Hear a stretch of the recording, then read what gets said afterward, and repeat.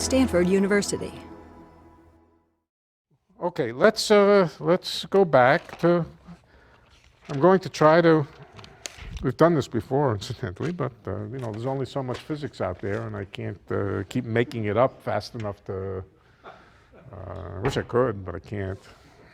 When I was younger I could.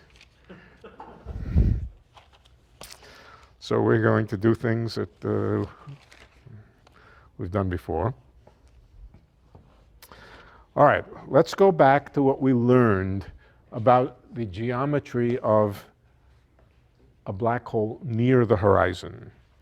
Near the horizon, we found out that it was just pretty much good old flat space-time, approximately, very, very close to the horizon. And we described it by a particular metric.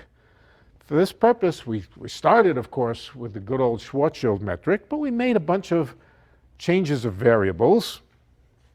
In particular, instead of the Schwarzschild coordinate r, there's never enough ink here. Instead of the Schwarzschild coordinate r that goes into the Schwarzschild metric in the usual way, we replaced it. Oh, good. We replaced it by another variable, which was actually the proper distance from the horizon. R is not the proper distance from the horizon, but rho is. That's its definition. That's the definition of rho, proper distance from the horizon. And I won't bother writing down the relationship between them. Not terribly important to know.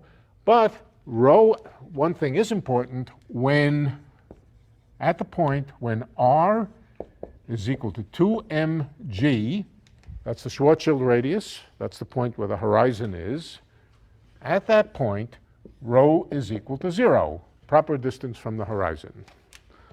Right. We also made another change of variables. Omega, which is a time variable, was equal, and it's a dimensionless time variable, is equal to the Schwarzschild time divided by 4mg. So roughly speaking, in every place here, c is equal to 1. C is equal to 1. Roughly what omega is, time and length are measured in the same units when c is equal to 1. 2mg is the Schwarzschild radius of the black hole. So apart from a factor of 2, omega is time measured in units of the Schwarzschild radius. So that's what omega is, and that's why it's dimensionless, because it's a ratio of things, time divided by the Schwarzschild radius. And when we did that, we went through the little exercise. It was a number of steps, more steps than I really like to do, but nevertheless, we did it. And we found out that near the horizon of the black hole, we call it the near horizon geometry, that the proper distance was equal to minus rho squared d omega squared. I can write this in terms of proper time. The difference between proper distance squared and proper time squared is just you change the sign. You can write d tau squared and put a plus sign here. The omega squared plus d rho squared. And then there was another piece coming from angles on the horizon, but I'm not terribly interested in that. I'm interested in distance from the horizon and time. A two-dimensional picture of the black hole. Just time and distance from the black hole. Okay? This is what the metric is like. And then I pointed out to you that this metric is very, very similar to the metric of ordinary flat space, conventional flat space, the surface of this table here, in polar coordinates. In polar coordinates, we would ordinarily write, I don't want to write it here because I don't want to confuse it with this, but ordinarily in polar coordinates, theta rho, we would write that ds squared is equal to rho squared d theta squared plus d rho squared. So they look very similar to each other. The only difference is this minus sign, and omega is analogous to theta. It's a hyperbolic angle. Just to finish, yeah, all right, that's good. This is flat space, ordinary flat space.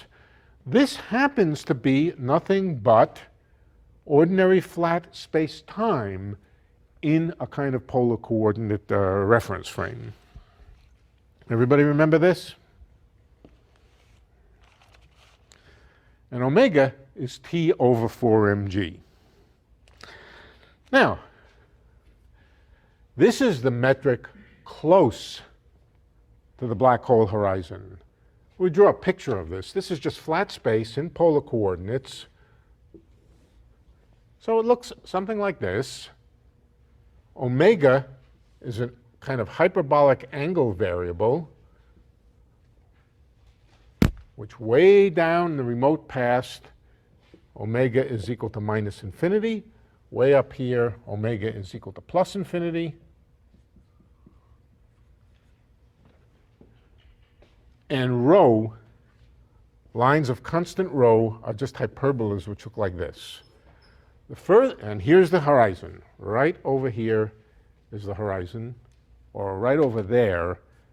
If we come in along a line of constant omega, fixed time, that point right over there is r equals 2mg. It's rho equals 0, but it's r equals 2mg. So that's what we set up last time. We also said that the horizon of the black hole, well, the general horizon, there's two notions of horizon, incidentally. One is called the bifurcate horizon. I'll tell you the words. The bifurcate horizon is simply this point over here. And the bi, I don't know what furcate means, but bi means two, and the two-ness are the intersection of these two light cones here. That's called the bifurcate horizon. But there's another notion of horizon. The other notion of horizon is a more physically interesting one. It's this whole light-like surface here. Why is that interesting? Well, if somebody gets stuck behind that light-like surface, they cannot send a message to the outside. They cannot send a message out beyond that light-like surface. So this is a kind of horizon, and once you're behind it, you can't get any information out to distances beyond the r equals 2m, or r equals 2m, or rho greater than 0. Okay, so that's the geometry of the near horizon. What about when we go very, very far from the black hole? When we go very far from the black hole, we see also it looks like space-time, it looks like flat space-time, but here's the metric that we would see. We take the Schwarzschild metric, the good old Schwarzschild metric. Let's write it down. ds squared is equal to 1 minus 2mg over r dt squared plus 1 over 1 minus 2mg over r dr squared. And now we go far from the black hole, which means r very large. What happens to this when r is very large? This is dt squared, excuse me. It just becomes dt squared plus or minus dt squared plus dr squared. Okay. R and rho, far from the black hole, r and rho are the same thing. Once you're way far away from the black hole, the proper distance to the black hole is approximately just r. It's only near the black hole that r and rho are very different from each other. But when you're far from the black hole, radius is just radius. Distance from the horizon is basically the same as it would be in flat space. So far from the black hole, rho and r are basically the same thing. This factor here is not interesting. It goes to 1. This factor down here also goes to 1, and we just get minus dt squared plus dr squared. All right, so far from the black hole then, ds squared is minus rho squared. But let's write, sorry, not minus rho squared, excuse me. I just want to write dt squared. I just want to write dt squared because there is no interesting factor. So what is dt squared? Dt squared is 16 m squared g squared d omega squared. What I've done here is just multiplied by 4mg so that t is equal to 4mg times omega. That's this piece here. And then the other piece is just plus d rho squared. The d rho squared is just this over here, making use of the fact that rho and r are the same thing far from the black hole. So look what's happening, that near the black hole, the only interesting difference between these two is not in the d rho squared term, but it's in the time term. Omega is a kind of time. It's related to time through this equation over here. And on the one hand, near the black hole, there's a factor rho squared. When rho is very, very small, it means that time runs very, very slowly. Near the horizon of the black hole, there is very little proper time in any appreciable d omega. But far from the black hole, this is what the formula says. Okay, this is curious. What's going on? How do we think about this? What kind of geometry? It's a little hard to envision. In fact, it's quite hard to envision. But as you move away from the horizon of the black hole, this here thing goes to this thing. I'll try to give you the best picture I can of what this geometry is like. Minus 16? Yeah, minus. All right. Let's come over to here, to this picture over here. It's much easier to understand space than it is space-time. So let's come back to this picture, and now imagine a geometry which has the following property. Near the origin, it looks like rho squared d theta squared plus d rho squared. But far from the origin, it looks like instead of rho squared, let's just say 16 m squared g squared d theta squared plus d rho squared. Very similar to what's going on over here, except we're not dealing with space-time, we're dealing with just ordinary space. What kind of geometry is this? So let me show you what it looks like. Can you guess what it looks like? This is, I'll show you. Near the origin, it looks like polar coordinates. Let me draw this plane on its edge, like this. Here's this plane, drawn edge on. As I go around theta, I just go around here. Near the origin, it looks like the plane. But now as I move away from the origin, what happens, look at it, instead of having this rho squared here, we just get a constant squared. The meaning of that is that the distance around theta, between two neighboring values of theta, instead of depending on rho, just becomes constant, becomes 16 m squared g squared. I'll show you what it looks like. It looks like a cigar. It looks like a geometry that looks like this.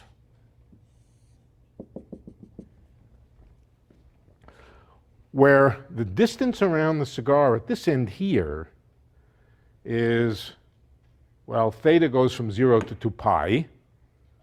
So the distance around the whole cigar in this direction, the cigar band, is 4mg times 2 pi. Theta goes from 0 to 2 pi as you go around. And okay, so that's what's at this end. On the other hand, very near the origin over here, it really just does look like polar coordinates. Theta goes around, looks like polar coordinates. Very close to the tip of the cigar looks flat. Any geometry in the vicinity of a point looks pretty flat. But as you go out and as you move around this point here, close to the tip of the cigar, this is the metric. Far from the tip of the cigar, the distance around the theta axis does not depend on how far away you are. Same here. The distance in omega, when you're far away, doesn't depend on rho. When you're close in, the distance for a given omega does depend on rho. The main message here is that this is a curved space. It's a curved space with a curvature near the horizon. And how does that curvature depend on M and G? Well, the distance around this cigar gets very, very big when M and G get big. So when the mass, when the mass gets big, the distance around the cigar gets big, and that means that the curvature at the tip of the cigar gets less. The bigger the mass is, the less curvature that you have at the tip of the cigar, the less curved it is. A small mass would look like this, highly curved at this end. This is also true of the Schwarzschild black hole. Highly curved when the mass is small near the black hole tip, near the horizon. This point is the horizon. It maps or becomes this point over here. So you can get some feel for what this geometry is like by looking at its ordinary space version. But still, I think that's not completely satisfying. It just is what it is. It is what it is. Here's the geometry. The coefficient of the omega squared varies from near the horizon, where it's rho squared, to far from the horizon, where it just becomes a number. The number being 16 m squared g squared. That's really all you really need to know about the black hole. What is this factor here? We look at given angular separations. The factor in front of the d omega squared tells us how much proper time there is from one omega, let's call this omega equals 0, and let's call this omega equals 1. Near the horizon, very close to the horizon, where rho is very small, the proper time distance between omega equals 0 and omega equals 1 is very small. Okay? So near the horizon, as time flows, as omega flows, very, very little proper time between neighboring values of time. Okay? Far from the black hole, neighboring values simply have time differences, which are just this number here, which is nothing but dt squared. Okay, so clocks, this is a statement about clocks. Clocks far away from the black hole behave exactly as you would expect. They read this time here. Clocks very close to the black hole read rho times omega. Rho times omega. Omega is a kind of time variable, but it scales differently close to the black hole. All right, that's what a black hole is like. Now, again, outside the black hole corresponds to rho greater than 0. Rho greater than 0 is all of these curves here. It's rho equals 1, rho equals 2, rho equals 3, rho equals 4. That's outside the black hole. Anybody who's stationed at rest outside the black hole, if you were at rest outside a black hole and just let go, you'll slowly fall toward the black hole if you're far away. If you're very, very far away, it'll take a long time, but it doesn't take much effort to stay out of the black hole. You can orbit around the black hole. You can just have a little jet propulsion device that can keep you out of the black hole, and that's moving along one of these trajectories here, just staying a certain distance away from the black hole. All right? On the other hand, once somebody passes through, we'll now call this the horizon, the event horizon. This is the bifurcate horizon. This is the event horizon. Once you pass past the event horizon, you cannot send a message to the outside world. That's the character of the black hole. That's what makes it a black hole. Good. On that diagram, the speed of light is a straight line? Oh, speed of light, radial speed, the radial light waves always move on 45-degree axes. In any drawing I ever draw, unless I tell you otherwise, and I may tell you otherwise sometimes, but the speed of light is a 45-degree line, right? So a light ray falling in that way, a light ray trying to get out that way, but it won't get out. So light rays can fall in, but they can't fall out. All right, what about the singularity? Let's go back to the Schwarzschild metric, which I've erased off the blackboard someplace, and write it down again, and see if we can trace, well, first of all, let's redraw this diagram. Can I ask a question about the terminology you're using? You're saying when the light ray falls in. Light ray shines into the black hole. Go ahead, what are you going to ask? Because does the light ray stay at the horizon and We're gonna- right across the horizon of the black hole? It doesn't actually fall in? We'll see. Okay. Well, we can answer that right now. Here's Bob. Bob is riding on his trajectory. He's riding on his world line. Let's move him out a little bit. Okay. Bob is quite far from the black hole. Here are omega equals 0, omega equals 1, omega equals 2. What about the Schwarzschild time? You know, the usual time that Bob measures on his wristwatch. He measures Schwarzschild time, the t. Well, t and omega are basically the same thing except for a factor of 4 mg. So this would be his time equals 0. This would be his time equals 4 mg. This would be his time equals 8 mg, and so forth. So riding along here, Bob is looking at his wristwatch, and time is ticking off.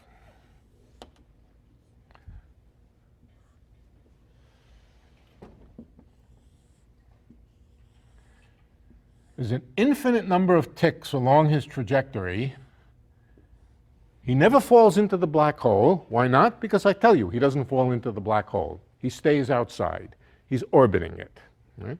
So he stays at a fixed proper distance. That means on a fixed hyperboloid here. And he looks back.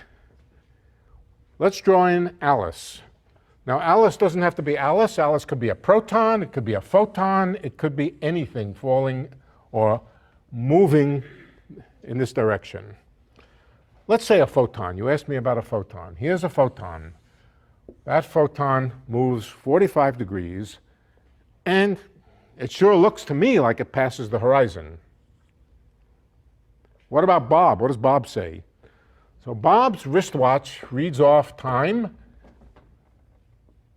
Time infinity is way, way out there. So he looks back from wherever he is.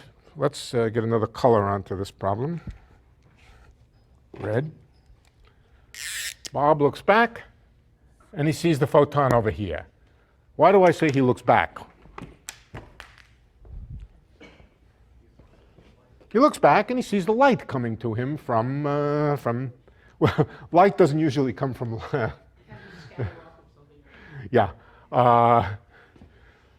Strictly speaking, Bob can't see this photon. The photon's going the other way, so let's not make it a photon. Let's make it Alice, okay? It's Alice. Alice is falling through. She's waving her hand as she falls through. And Bob looks at her. Here's her waves. Let's make them closer together. She's waving pretty rapidly. Along her world line, she's waving. Hi, Bob. Bob is looking back, and from this point, he sees Alice over here. We all see each other slightly in the past. It takes light time to get to us. So Bob sees Alice over here. Next, after another interval of time, he sees Alice over here. She's waved a certain number of times. Bob sees Alice wave a few more times. Bob keeps looking back. He keeps looking back. And according to him, each one of these measurements, each one of these observations is separated, let's say, by 1 second.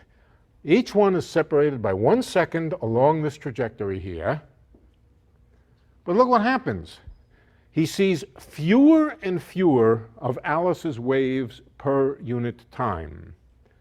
Eventually, as he gets way out there, a huge amount of time, of his time, transpires, but he only sees one wave.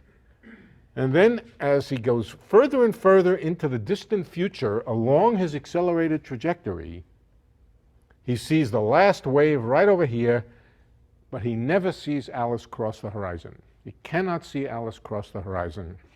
So, from his point of view, Alice waves slower and slower and slower, and eventually just comes to a frozen halt where she appears to be frozen on just outside the horizon. How close to the horizon? Well, let's take that point over here. That corresponds to some hyperbola, and that hyperbola tells you how far she is from the horizon at that point. So that's Alice. Yeah. So from Bob's perspective, he's going to see Alice in the exact same place, right?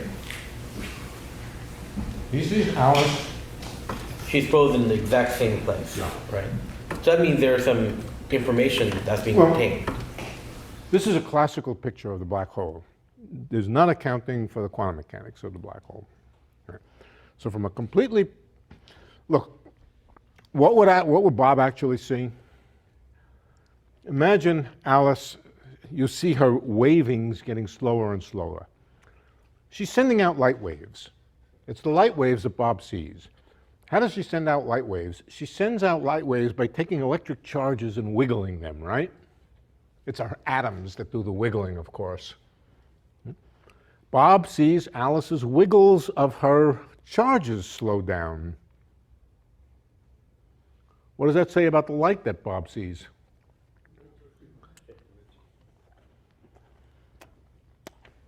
At first it's optical waves, then it becomes infrared. Eventually it becomes long wavelength radio waves. Bob doesn't see Alice anymore, but maybe his long wavelength radio can pick up a few of her waves. But then her wavelengths get so long, or the frequency gets so low, that Bob just doesn't see anything. So really, strictly speaking, Alice just fades away. She just fades away from Bob's point of view. Her radiation goes from being optical radiation to being thousands of miles long, not infrared, but radio waves, and even longer. So Alice fades away. How about Alice? What does she see? You might think maybe that means that Alice sees Bob speed up. So let's look at what Alice sees. One quick question Yeah. before you get to, but as Alice is fading away, she's also getting smaller, right? More squat. Yeah. If I'm falling onto the horizon, I slow down from your point of view. I don't get squashed this way, I get squashed this way. Right.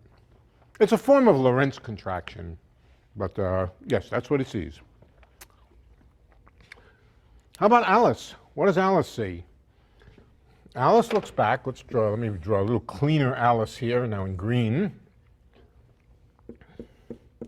This is Alice's clock. Alice's clock doesn't do anything very special. She looks back and sees Bob, and she sees Bob, and she sees Bob. She sees, even after she passes the horizon, she sees Bob. What she sees is Bob accelerate away from her. Bob doesn't disappear from her perspective when she crosses the horizon, not at all. What does happen is she sees him accelerating away from her. Okay. So that's what happens to, that's Alice's view of things. She doesn't see Bob speed up. Bob sees her slow down, but she doesn't see Bob do anything special when she passes the horizon. Bob looks perfectly normal. She can send him, no, sorry, he can send her signals. He can send her signals from, yeah, but she can't send, he can send her signals. That goes this way. He's sending her signals, but she cannot send him signals. So it's a kind of one-way barrier. The horizon is a one-way barrier. Isn't his light blue shifted? No, actually not. Well, I mean, as seen by her? As seen by her. No. As a matter of fact, since he's accelerating away from her, her light is redshifted. His light is redshifted. He's more and more Doppler shifted toward the red. So, no. His light is red. She sees him redshifted.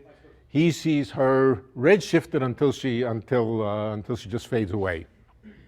Okay, but it's completely asymmetric. All right, that's the picture of Alice and Bob falling into the black hole. Yeah, question. Yeah. Does this apply to gravitons? Yeah. So Alice's gravitons are never seen by Bob Right. and her colleagues Right. and all the infinite number of colleagues. Yep. Gravitons are just particles like photons. Much harder to see, but much harder to detect, but still, conceptually, they're just photons. Or similar to photons. No, but once Alice falls in, the mass increases, so the radius increases. Once Alice falls in what? Once Alice falls into the black hole, Yes. like we've increased the mass of the black hole, so the radius does increase a bit. We'll come to that. We'll come to the increase of the mass of the black hole. Yeah, If we're the- going to talk about that. If the gravitons can't escape, I would think then just like the dark hole, black hole, not only dark, it would be gravitation free, but that's Yes. not. No. You don't feel gravitational fields because there are real, genuine gravitons coming at you from the Earth. I thought that was the force, the field that carried the gravitational forces. Virtual gravitons, which have no trouble exceeding the speed of light. Sorry? Virtual gravitons have no trouble exceeding the speed of light. What's true is, I've been standing here a long time. You can feel my gravitational field.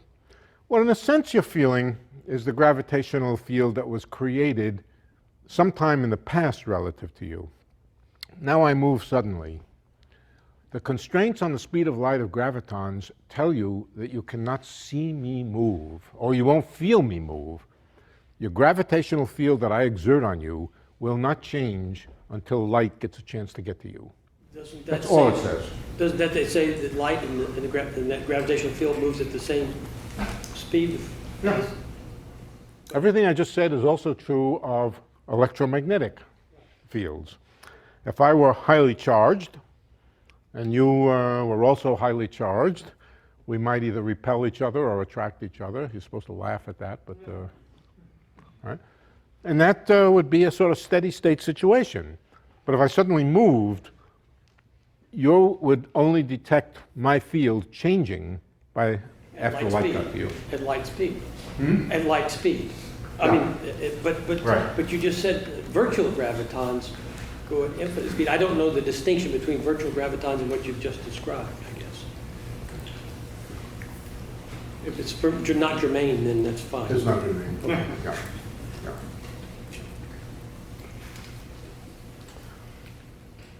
Virtual gravitons you can just think of as the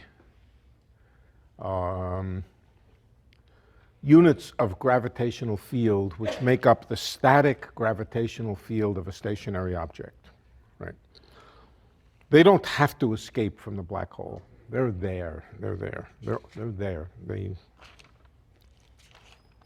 Okay.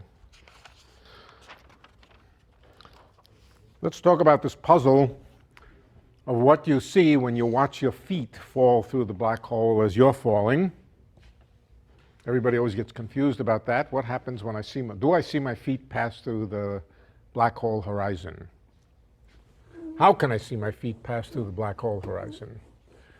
All right, so let's set up that problem.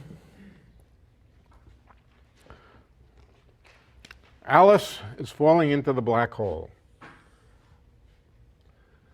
Here's her feet. Her feet fall through first. Okay, she's falling feet first. Right. Here's Alice's feet. I'm not going to try to draw feet. Yes, I will. Here's her feet. No, I can't draw feet. Okay, here's her feet. That's the world line of her left foot.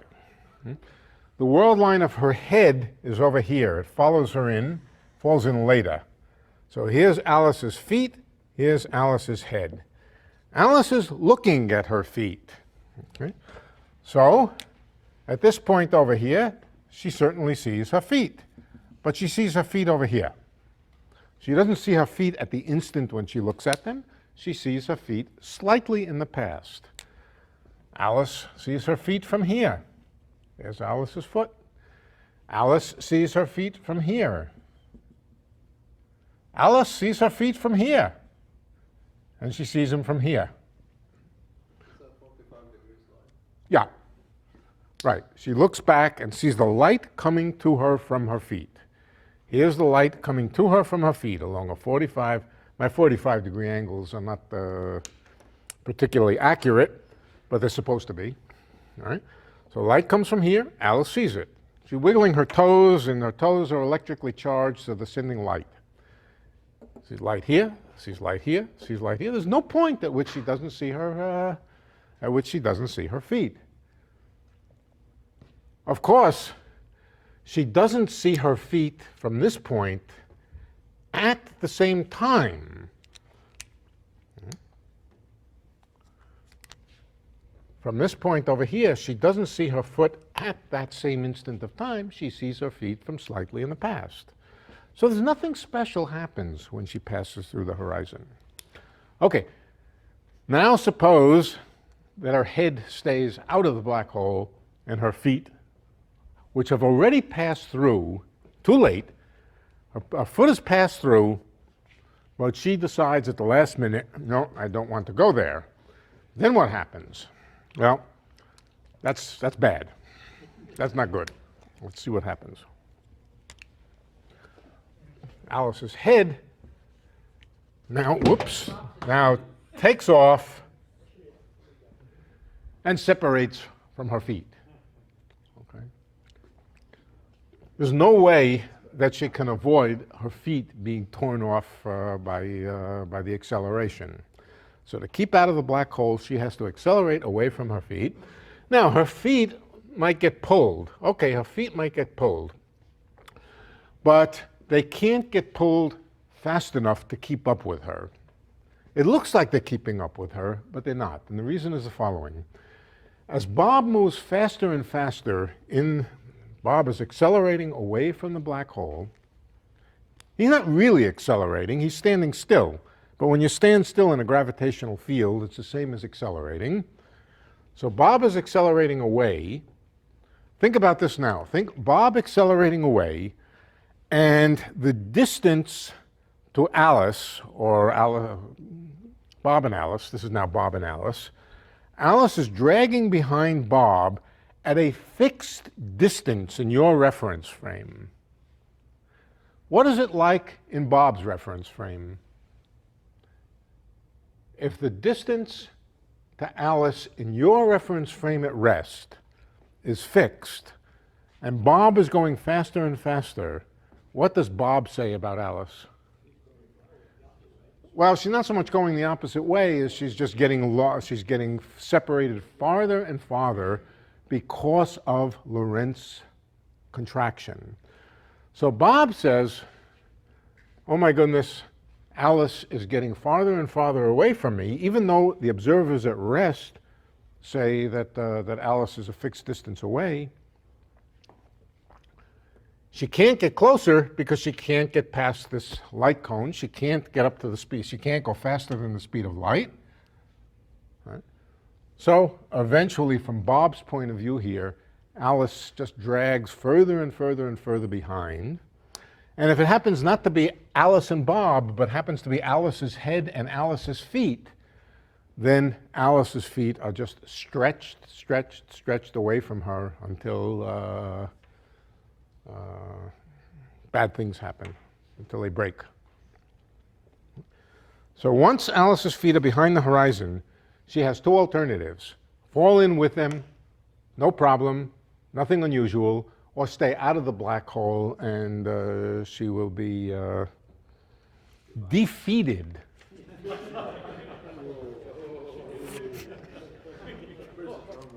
What? Defeated. Oh, that was good. Now, so far, we haven't discussed anything about the singularity of the black hole. So let's start to talk about the singularity of the black hole. Where is it on this chart here? Where is it on this diagram? Let's clean up the diagram again. Let's get rid of the head and the foot.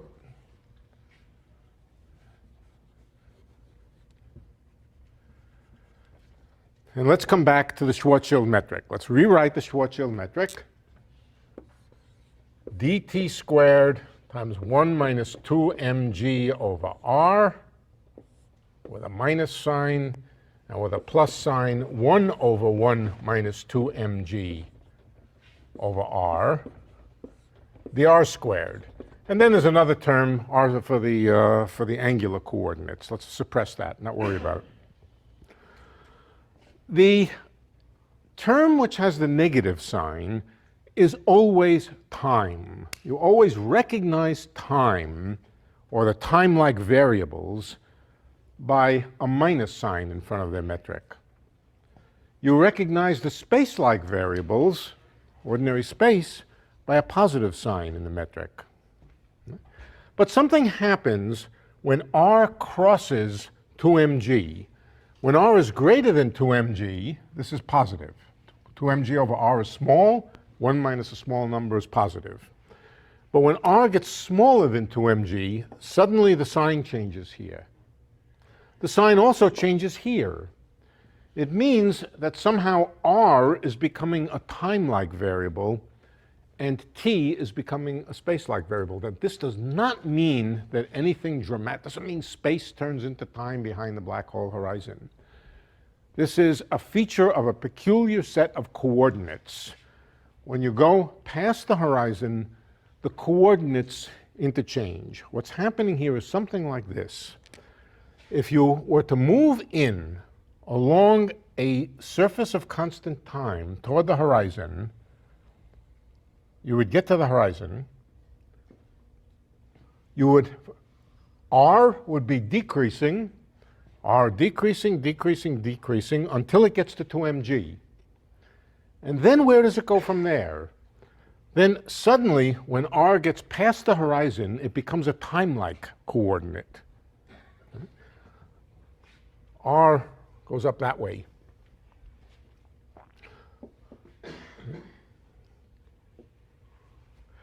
What about if omega is a little bigger, or t is a little bigger? So we come in also to the horizon. This is omega equals 0. This is omega equals 1 unit of time later. We also come in and we hit this point here, and then these coordinates, these Schwarzschild coordinates, which are peculiar coordinates, suddenly make another turn and go off here. So they're funny coordinates. There's nothing special happening over here. It's just a choice of coordinates that you've used where on one side of the horizon, r is a time-like, a space-like variable. On the other side of the horizon, it's a time-like variable. And vice versa. Time turns into space, space turns into time. But nothing really is happening at this point. It's just an ordinary generic point of space-time. Okay, now let's go to where the singularity lies. The singularity is at r equals 0. That's a nasty place. There's something very dramatic happening there. Tidal forces become infinite. Curvature becomes infinite. All hell breaks loose at the singularity. That's r equals 0. Well, as we start coming in, we go to r equals 2mg. That's not 0. Then we continue along the r-axis, think of it as the r-axis, but the r-axis makes a right-angle turn until we get to r equals 0. And that's over here. This is r equals 0. We do the same thing on another curve, and we come to r equals 0 over here. If we connect all the points that correspond to r equals 0 together, it looks like this. It looks like a hyperbola. It is a hyperbola. That hyperbola is the singularity. Let's draw it having a nasty, wicked points because it's highly curved and very unpleasant. You sort of thought originally that the singularity was a place. A place means a place is a vertical world line. But it's not a place, it's a time. Moving along here, the singularity occurs after a certain amount of time. Not really a place, it's a kind of time. There's the singularity. That's the nasty place.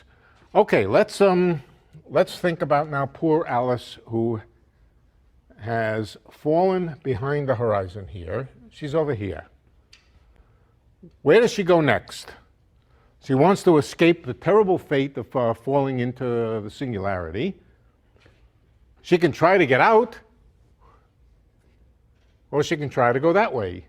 Either way, she cannot escape. There's no way that she can, without exceeding the speed of light, she cannot escape the fate of falling into the singularity.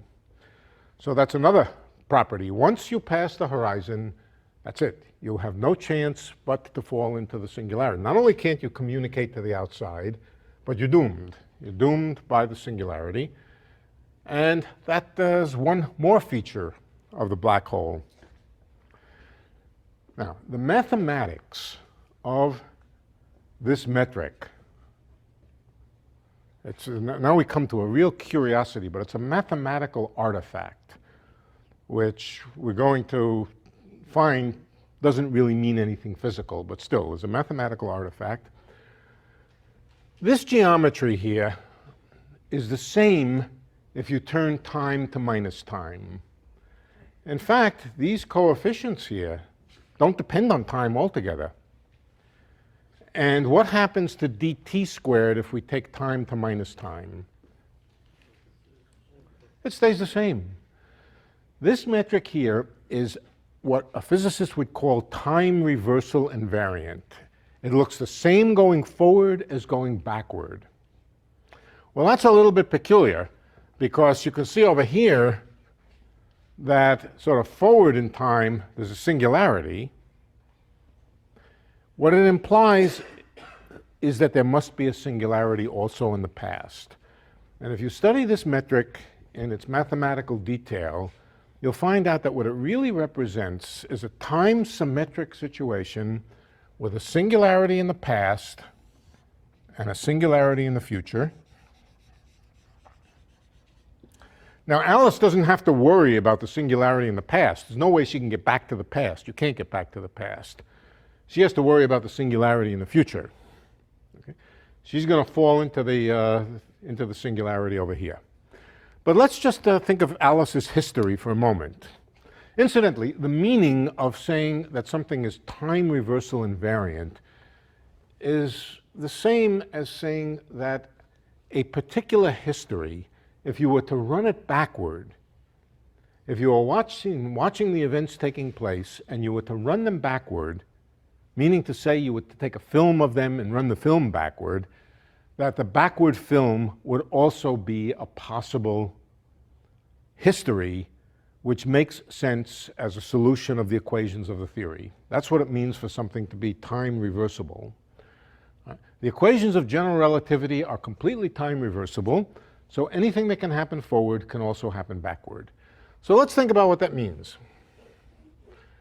Here's a history. Alice jumps into the black hole and winds up on the singularity there. As she passes the horizon, Bob loses track of her, can't see her. Well, if that's a possible history, then we should be able to fold it over and say there's another possible solution of the equations in which Alice is created at the singularity and jumps out of the black hole. Well, there's Bob looking back at the black hole. Oh, she has no trouble going this way. No trouble at all. She can't cross out from here. Well, the time reverse of that has nothing to do with her ability to get out of this. This is called a past horizon. Alice has no trouble at all getting out of the past horizon. It's simply the time reversal of the statement that Alice had no trouble falling into the horizon. The time reverse of passing out, here's the horizon. Time reverse of passing in is passing out. So if she can pass into the horizon in the future, she can pass out of the past horizon in the past. What does Bob see? Bob looks back and sees something silly. He sees a Alice ejected out of this black hole. That's silly, of course, right? I mean, that's nonsense, right? So there's something wrong with this picture. We're going to find out what it is. No. Here's Bob over here. He looks back. He actually seems to be able to see the singularity. That's in itself a little bit annoying. He looks back and he sees the singularity. Oh boy. And then he suddenly sees Alice jump out from the singularity. What is that called? Anybody know what that's called? This nonsensical configuration? Fiction. Yes, it is. Well, the first thing is, yes, it is possible. Is it likely? No, it's unlikely. This is called a white hole. A white hole. This is what a white hole is. Now, white holes don't exist. They don't really make sense. Doesn't Bob also have a history going in reverse at this point? No, Bob is out here. He's just doing what he ordinarily does. This is not. This is fictional. This is not something that makes a lot of sense. It's about as likely as well, what's a good example? You evaporate water from a puddle into into space. Instead, you see water materializing from space. Well, this can happen, can't it? It's called just condensation. I better be careful. All right. A bomb explodes. A bomb explodes and sends garbage all over the place. Right? That's a possible history of, let's say, Newton's equations for a bunch of particles where you start with a bomb, you know, one of these old-fashioned bombs that Bolsheviks carried around with a fuse, and like my grandfather would have had, I'm sure. And you wait a little while, boom, and stuff gets scattered all over the place. You'd be pretty damn surprised to see a bunch of stuff flying inward, reassembling the bomb, and doing it very delicately so that eventually it just had a little bit of a flame at the end of it. That doesn't happen, right? It's not going to happen. But wait a minute, it's a possible solution of the equations of Newton's theory. Newton's theory is completely time reversible. Okay? So what's wrong? Both are possible, but we know very well that one of them is not possible. Okay, just to throw words doesn't help. Yeah, it's entropy and it's... One of them is clearly extremely unlikely. The other is rather likely. Okay? They're both possible. With the inverse process, where stuff comes in and creates the bomb, all you would have to do is move one molecule a tiny, tiny fraction of a molecular distance in the incident state to completely undo the ability to create the bomb. It's extremely unstable, the backward trajectory. It's sort of like, imagine I have a very high mountain that comes to a point. It's very easy to roll a ball off the top. Starting at rest, just give it the tiniest little kick. Where will it go? It'll fall down the mountain. The probability that it will fall down the mountain is extremely high. The reverse trajectory is possible, throwing the ball up to and just getting up to the top, but extremely unlikely. The tiniest little bit of error and you'll wind up missing the top. Another example, everybody here play pool when they were kids? Billiards, you know? Yeah, of course you did. You start with all the billiard balls, all the balls racked up in a triangle, perfect triangle. How many of them are there? 15. Right. And you take a cue ball, you give it a good hard shot, and they go scattering all over the place. High probability that they'll just scatter all over the place.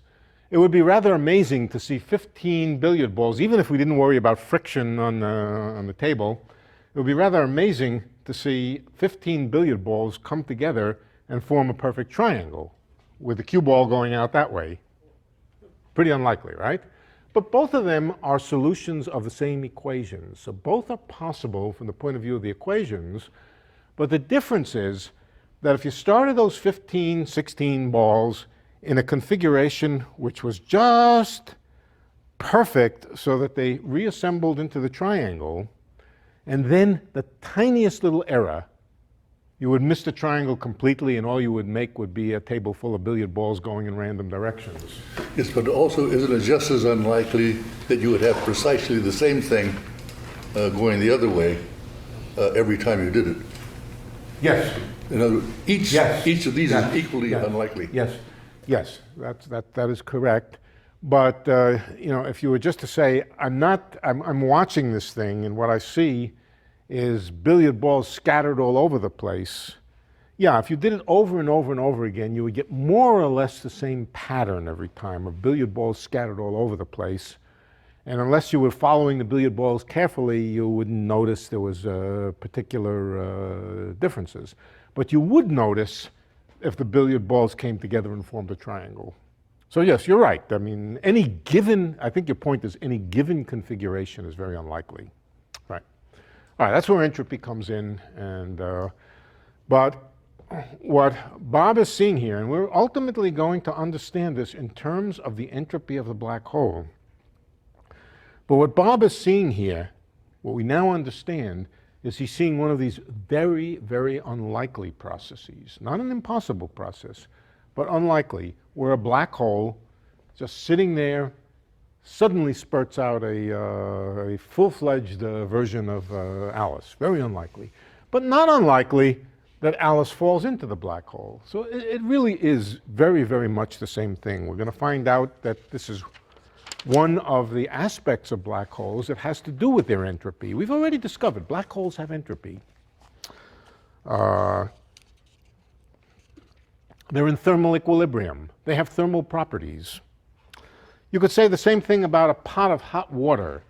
What's the likelihood that if you drop an ice cube into a pot of hot water, that it will form a melted configuration with the water, or just getting a little more water in it and filling up the pot a little more? Very high, right?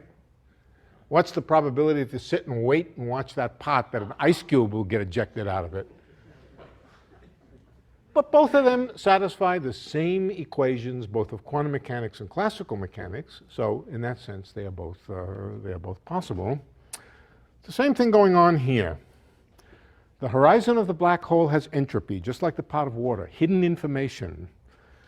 Very rarely will the entropy of the black hole, of the pot of water, assemble itself into an ice cube.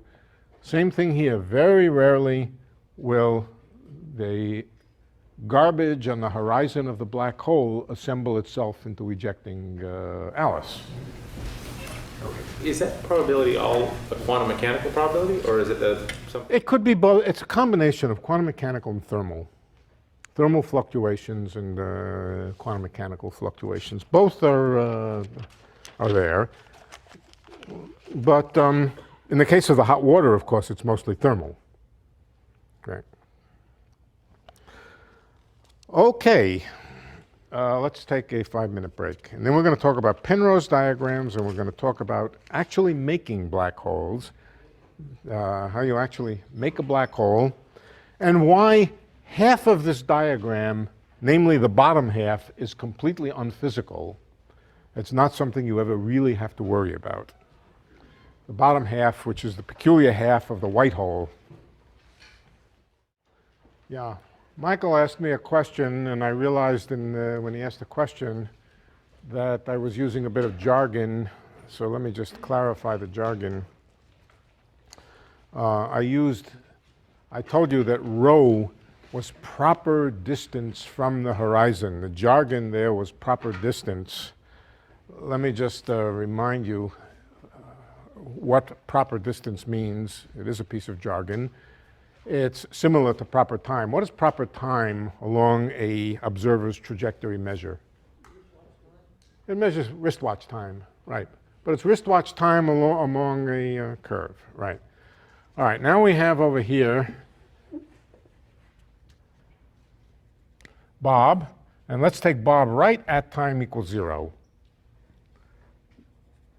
He draws the straightest path he can to the horizon.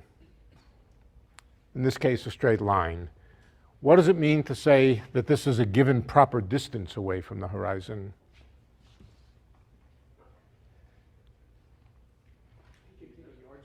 Yeah, it's the distance measured by real yardsticks or meter sticks in this room. We don't allow yardsticks in this room. We allow meter sticks. Distance measured with honest meter sticks. Okay, that's all it means. That to say, now, little r, where is it? Little r up there, I think I've erased it. Little r over here does not measure proper distance. It's just a mathematical coordinate which is not proper distance. It doesn't measure real meter sticks distance. Rho is the thing that measures real meter sticks. So I apologize for jargon, but sometimes I forget. Okay.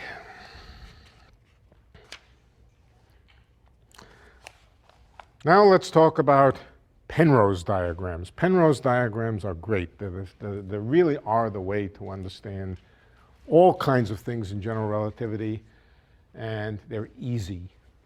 They're easy to think about, easy to draw, a little bit difficult to actually work out in detail, but we don't need to work them out in detail.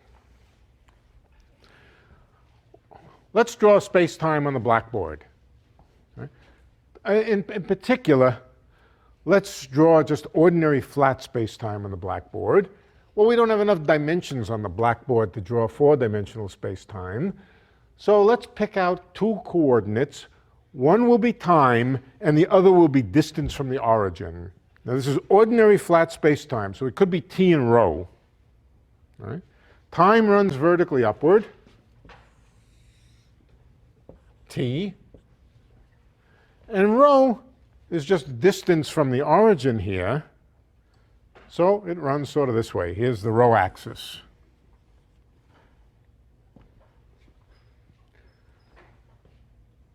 We can make a grid out of this by chopping up the time axis into intervals and then extrapolating them horizontally. And we can make a vertical grid. So the first point here is rho equals 0. Incidentally, nothing to the left, because by definition, rho is always positive.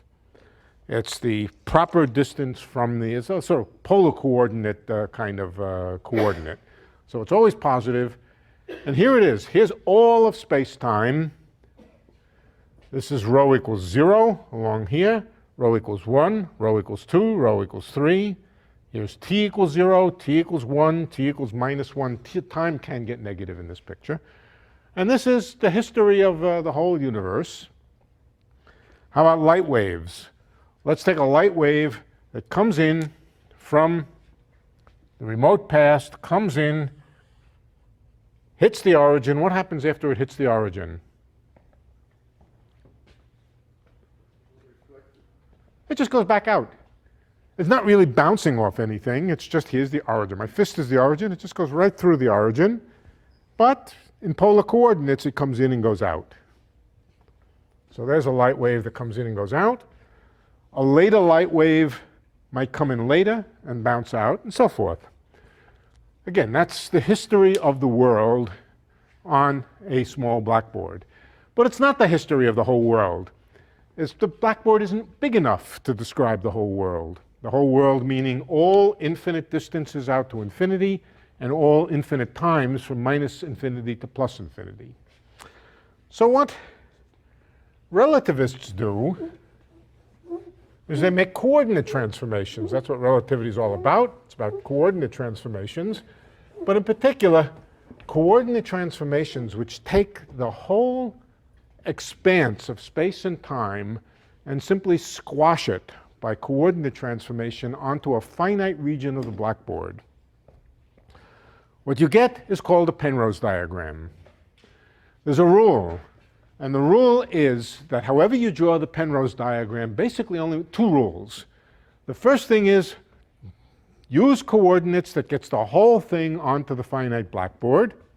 Squish it and squash it until you get the whole thing on the blackboard.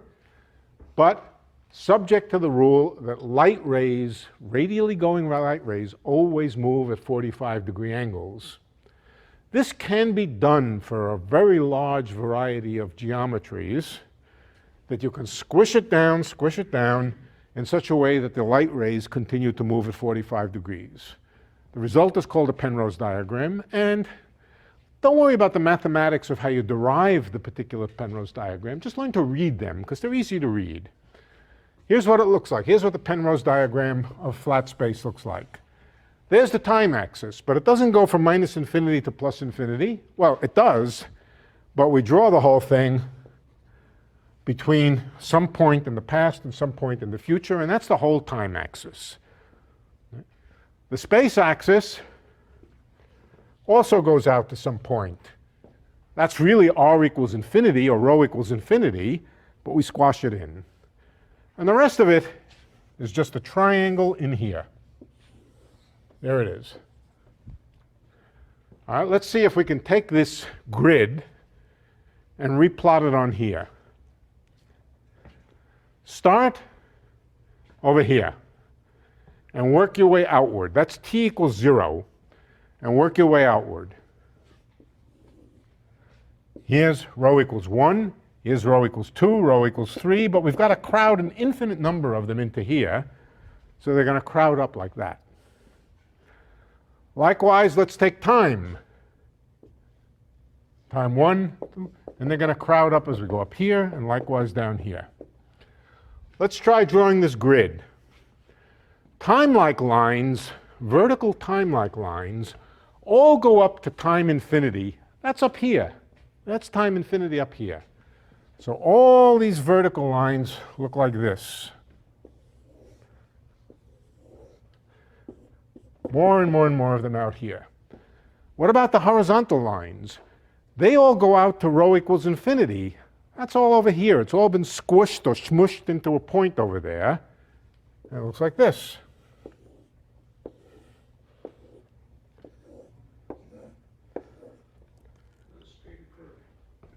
Curved. Okay, what about light rays? In particular, light rays that are aimed from far away toward the origin. Light rays come in from, first of all, they move on 45-degree lines. An incoming light ray would look like that. That would be the image in this diagram of the light ray, which came in like this. It bounces off the origin and goes back out. You could have earlier light rays that came in earlier and bounced back earlier.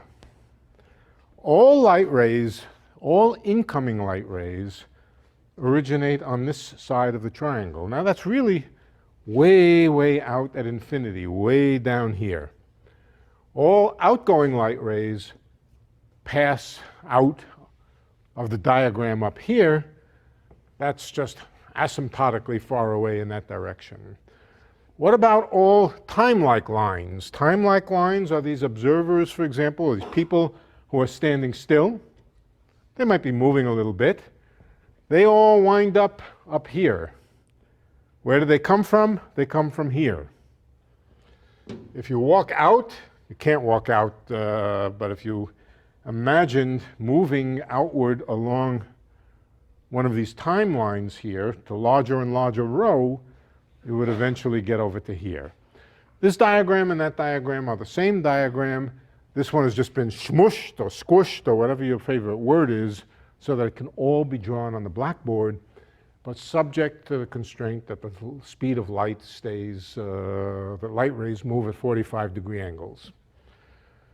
This is called a Penrose diagram. This is the simplest Penrose diagram, and that's all it is. What else is there to say about this particular Penrose? Yeah. Are those light lines squished to meet the corners of each of those squares as it goes through? Is that light line curved, or is it always a point Here? line? As it passes through each of those squares, Yeah. is it supposed to be passing through the corners of each one as it goes through, so it would slightly curve as it goes through the grass? I suppose it would be if it were. I suppose it would be if we drew it accurately. Yeah, if we drew it accurately, it would be. Yeah, this is true. Since it's passing through the corners here. Right. They all end up at 90 degrees to that, or to that outside boundary. What about a light ray that was pointed not right at the origin, but missed the origin? How would you draw that? Well, we could come back here first and draw it here. You still have to be 45 degrees, so it would just intersect the higher lower point, wouldn't it? No. It misses the origin. It never gets to the origin. So it comes in when it's very, very far away. It looks like it's aimed straight toward the origin. So it follows this route here. But it doesn't quite get to the origin. It comes into a distance of closest approach and then goes back out. So in fact, it would look like this. It gets to a distance of closest approach and then goes back out. But of course, there's angles involved. It doesn't come out in the same direction that it came in, but on this diagram, all right, it's the same thing here. A light ray that misses the origin just simply misses it. It never quite gets to it. It gets to a distance of closest approach over here and then goes back out. But then it's not going at 45 degrees. Yeah, I said radial light rays are drawn at 45 degrees. Radial light rays, ones which are aimed radially. Right. Ones which are not radial, you have to worry about specially. You have to take that into account. Okay, these different places, these different extreme limits of the Penrose diagrams have names. Of course, this is just the time axis. This one up here is called future time-like infinity. And it's usually just called T plus. Or T equals infinity. Yeah, how about just T equals infinity? This one down here is called T equals minus infinity. Time-like past infinity, time-like future infinity. What would you call this one? Space-like infinity. So this is rho equals infinity over here. What about these? Got a name for those? They're the places where light rays come in from. They're called light-like infinity. This one's called past light-like infinity. This one's called future light-like infinity. And for reasons that I have no idea, this was originally labeled I minus, minus for past, and I for the future. It was always labeled with a script I and known as scry. Scry minus and scry plus. Not my notation, so I don't have to apologize for it. Good. So that's the Penrose diagram of flat space-time. What about a black hole? What does a black hole look like? So to get to a black hole, let's redraw the diagram that we had earlier. and then try to see what it would look like if we did some smushing and squishing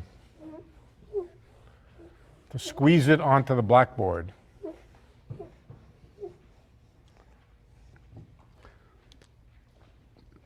Okay, here's what we saw. We saw way out here, that was space-like infinity, that's way out large distances from the black hole. Here are our time coordinates like that. Here was the singularity over here. There was also a past singularity over here.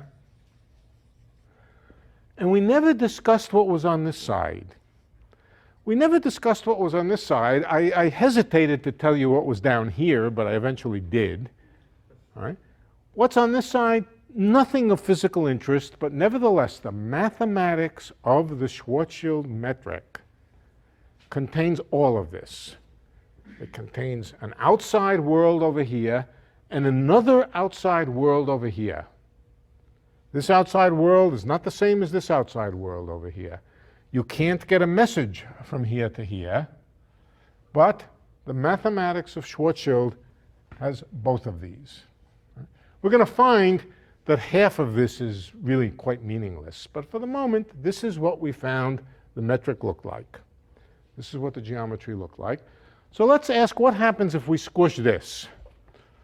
We're going to do the same kind of squeezing to get everything onto the finite plane. And I'm just going to draw it for you. I'll show you what it looks like. You'll recognize, I think you'll recognize it pretty fast. Let's see. I need some guidelines to do it with. And I'll show you how to read it in a minute.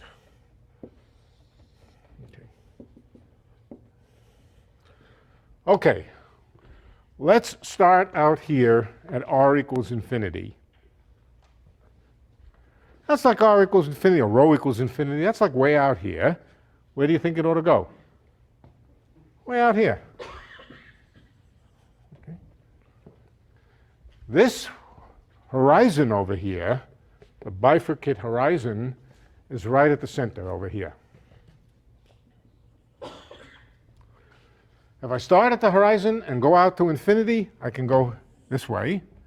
But I can also go along this line. This is omega equals 0. This is omega equals 1. Where is that on here? And notice, in either case, you wind up sort of in the same place. Same place, sort of. You wind up going out to r equals infinity. R equals infinity has all been smushed down to here. So where do you go? You go out to here. Likewise from here. That's the sequence of different time. Now let's look at different radial distances from the black hole. Different radial distances, I'm going to change color. Different radial distances, these are observers, if you like, who are stationary outside the black hole. They go up to time infinity over here, and they look like this. Okay. So this guy is 200 miles from the black hole. I don't know. This one's 500 miles from the black hole. That's 1,000 miles from the black hole. That's 10,000 miles from the black hole, and so forth. This one over here is hovering right above the horizon. And in fact, because he's trying to hover above the horizon, he must be accelerated. To hover above the horizon takes some rockets that are going to keep him from falling through. So that's him over here. The other side is a perfect reflection of this side. And this diamond here, that's the outside of the black hole. That's the outside of the black hole. That's where Bob lives. He lives out here, and if he doesn't want to cross the horizon, where's the horizon? That's this. Well, this is the bifurcate horizon. This is sort of the point of no return over here. What is this? That's the singularity. That's the image of the singularity over here. So here we go. Here's the singularity. What's this one?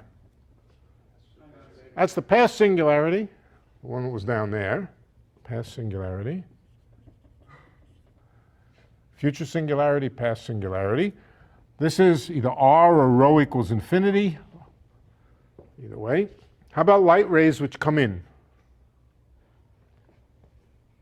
They come in from here, but now they don't bounce off the origin. What happens to them if they're radially inward?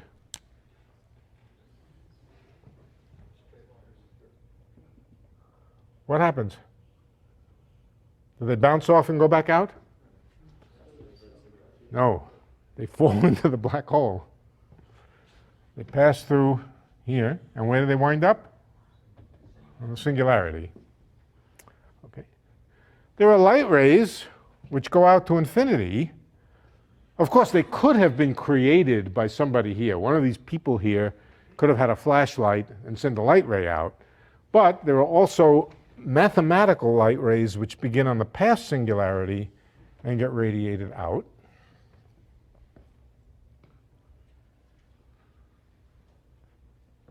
This is called t equals infinity. And it's the analog of the point up here. This is called t equals minus infinity. This is called r equals infinity. This is called past light like infinity. This is called future light like infinity. Okay. And that's it. That's the black hole. That's the Schwarzschild black hole in a nutshell. Drawn, all of space-time drawn on a finite piece of a plane. Radially moving light rays, always 45 degrees. From this picture, you can see a lot of of the properties of black holes. Well, we've talked about them already. We've talked about what happens when Alice falls in, when Bob stays outside. Here's Bob. Here's Alice, except here Alice is a photon, but if Alice was moving more slowly, but same thing would happen. And once you cross into this triangle here, you're doomed. You have no choice but to go to the singularity. Now, what is this region out here? That seems like a second world. It looks like the black hole. This is the source of a lot of science fiction. It looks like there are two worlds connected together by a black hole. A wormhole. Right. A wormhole. However, it's not possible to go from this world to this world because even a light ray, once it passed this horizon, would wind up over here. So they're completely out of communication with each other. Nobody on this side can signal anybody on this side. So from the point of view of anybody in this diamond here, this doesn't exist. Well, that's a little bit glib, isn't it, to say it just doesn't exist. In fact, the real story is a little bit different. The real story has to do with the way black holes are made in nature. This diagram doesn't tell you how this black hole was made. This black hole was sort of always there. From the remote past to the remote future, the Schwarzschild metric was there. So it's a black hole which is eternal. Black holes are not eternal. They're made by collapsing stars. So the next question that we want to understand is, how is a black hole made? Now, a black hole before there's a black hole, it's not completely empty space. Stuff was coming in. We can imagine, let's take an imaginary scenario. Some particles come in from very far away. They might even be photons. When enough photons come in to a region of space, photons have energy, therefore they have mass. Enough photons and mass, and therefore they gravitate. If you can get enough photon energy into a region of space, you can make a black hole. So we can start with, not with nothing, but with just a very diffuse cloud of photons coming in from far away. That's practically empty space. Looks a lot like empty space. Where's the diagram that represents empty space? That's here. That's empty space. No black hole, just plain empty space. Maybe with some photons coming in. After the photons come in, If they make a black hole, then later what we should see is the black hole. The question is, how do you put these together? How do you put this together in the past with this in the future to represent the assembling of a black hole? So we want to go through that. We want to spend a little bit of time assembling a black hole. To do so, I have to tell you a theorem. I think the theorem will do for tonight, and we'll go through the construction next time. But it's called, in Newtonian physics, it's called Newton's theorem. In general relativity, it's called Birkhoff's theorem. And it's a very simple fact about Newtonian gravity or about general relativity. It's easy to understand. Hard to prove.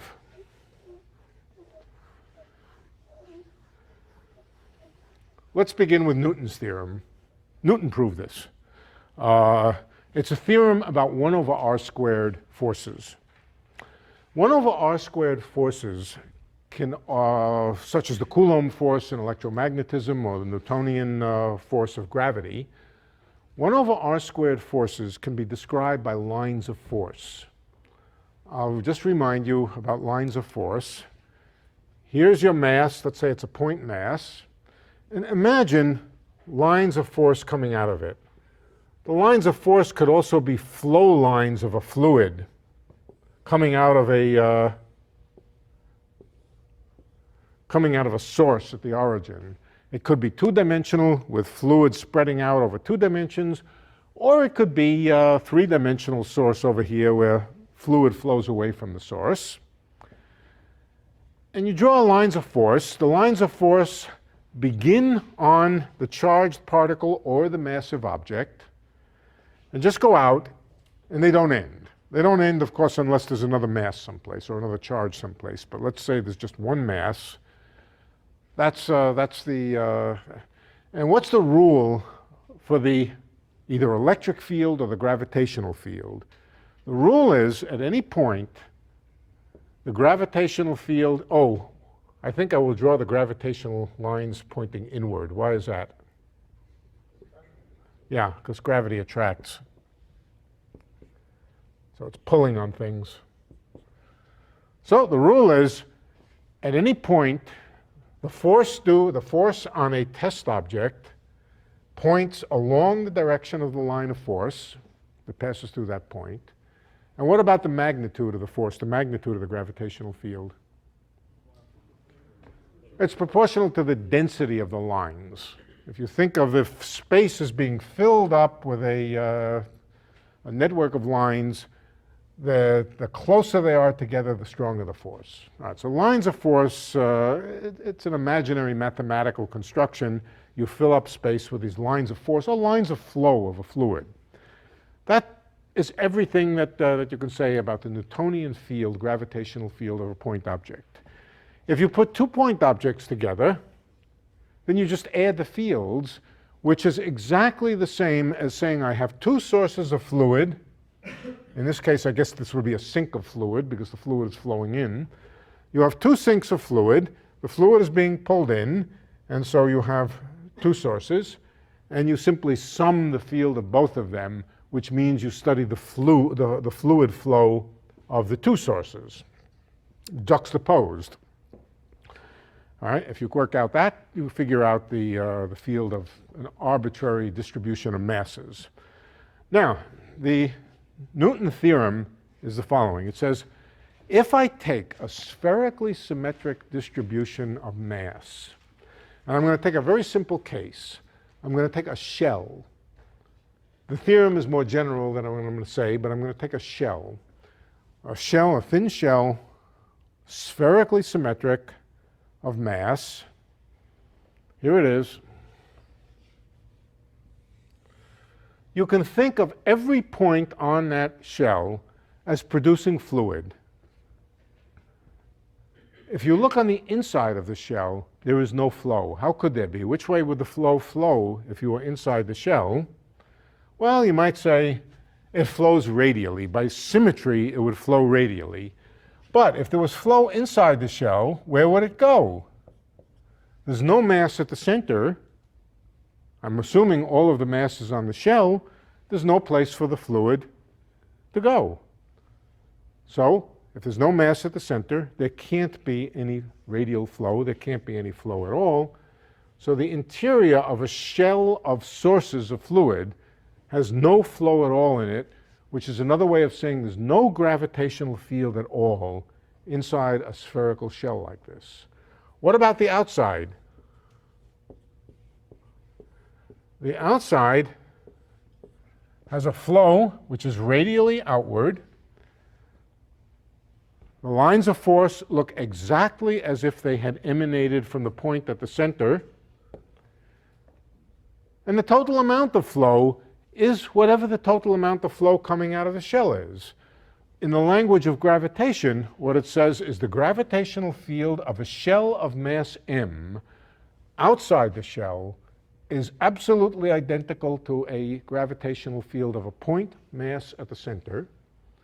But inside the shell, there's no gravitational field at all. So inside the shell, exactly the same as empty space. Okay. Outside the shell, exactly the same as the point mass. There's a general relativity version of this. Incidentally, let me say something else. This is true even if the shell is time dependent. For example, as long as the total amount of fluid coming out of it is conserved. If the shell were to change size in a way that did not change the total amount of fluid coming out of it with time, it would still be true at any given instant. The gravitational field inside the shell would be that of empty space, and the gravitational field outside would look exactly like the point mass. It would just be the place where you go from outside to inside, which would change with time. So in particular, if you had a time-dependent shell of mass which was contracting with the mass staying fixed, then outside it, you would see the point mass gravitational field. Inside, you would see nothing. Only the boundary between the two regions would change with time. The same exact thing is true in general relativity, almost the same thing. Close, not quite, but close. All right, so let me tell you what is called Birkhoff's theorem. And then the next time, we will combine Birkhoff's theorem with these two diagrams and put together the theory of how a black hole is formed. Okay. So get Birkhoff's theorem, remember it. All right, what does it say? It says if you have a spherically symmetric distribution of mass, what do you see inside the spherically symmetric distribution of mass? Exactly what you would see if there was no mass at all. Flat space-time, empty space, flat, Minkowski, whatever you want to call it, just the solution of gravity of Einstein's theory with absolutely nothing there, just good old empty space inside. What about on the outside? What do you see? You see a Newtonian gravitational field? No, not quite. What do you think you see on the outside? It's spherical mass, but what's the gravitational field on the outside? Schwarzschild. In other words, the metric on the inside is exactly that of flat space, and the metric on the outside is exactly that of the Schwarzschild black hole. We can write it. On the inside, we have good old the t squared minus the x squared, the y squared, the z squared, and on the outside, we have Schwarzschild. I'm not going to write it. I think I could have written the metric faster than I could have written Schwarzschild. Right. In other words, we piece together two things, both of which we know very well, connected together by a shell. How about the mass of the Schwarzschild solution? Schwarzschild solution has a mass associated with it. It's just the mass of the total shell. Does the mass of the shell change with time, even if it moves, even if the shell contracts? Does the total mass of the shell change with time? Why not? Well, supposing I just mutter the words E equals mc squared. Conservation of energy. Right. The mass, the total mass of that shell, even if the shell, and can the shell change? Of course the shell can change. You build yourself a shell, but the shell isn't strong enough to maintain itself against the gravitational field. What happens? It starts to collapse. As it collapses, the mass doesn't change, but the radius of it changes. What was inside was just good old flat space. What was outside was Schwarzschild, and the boundary between the two behaviors might change with time. So what we're going to do next time is we're going to take the flat space solution, that's the inside, and patch it together with the outside, which is the Schwarzschild solution. I'll show you how to do that, and in that way we will learn in a very simple example how a black hole is formed. We'll find that half of this diagram doesn't mean anything, but we'll come to it next time. So, formation of a black hole next time. Okay. For more, please visit us at stanford.edu.